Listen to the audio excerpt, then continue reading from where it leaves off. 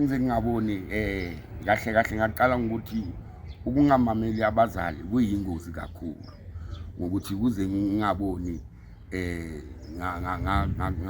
ngakhawatha abangani bami ngokuthi besingama-gangsters, and then from there bangizela babaningi ngokuthi besinokurobharobhana khona lapho, and then bangizela babaningi, and then bangikhawatha ngagcina ngingasaboni emehlweni.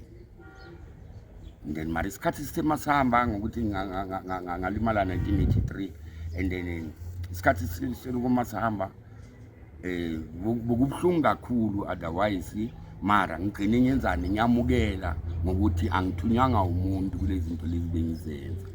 Ngagcina ngamukela 1985 after 2 years ngilimala, ngagcina ngamukela ngathi no, ngokuthi there is no one to blame.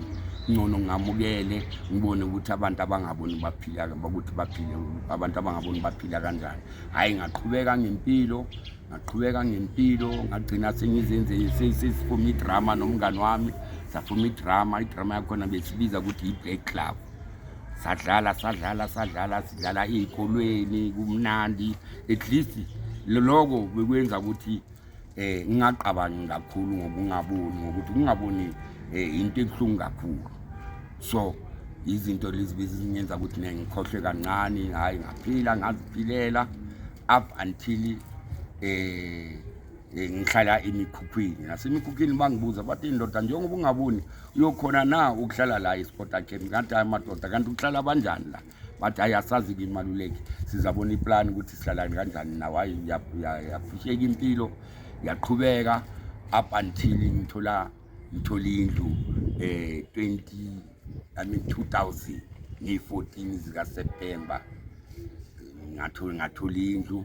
And then ngabona ukuthi before ngithola indlu ngingaqala ngasebenzisa bona lokungaboni lokhu, ngabona ukuthi awuqhamusani ukungaboni sekuyimpilo e-right ngokuthi ngikhona ukuzikhulumela, bangithathele enhloko ngokungaboni. Ngihamba ngaya kamasipala ngiphethe iy'ngubo zami nama-pramastofo, safika sakhuluma ngale bangafuni ukungimamela, ngayenza i-one man strike, ngastrike baze bathi hayi Maluleke, indlu yona uyayithola. And ngaba nenhlanhla indlu le ngiyithola estradini sakaMaluleke, sona le stradi lesisikuso Maluleke Street.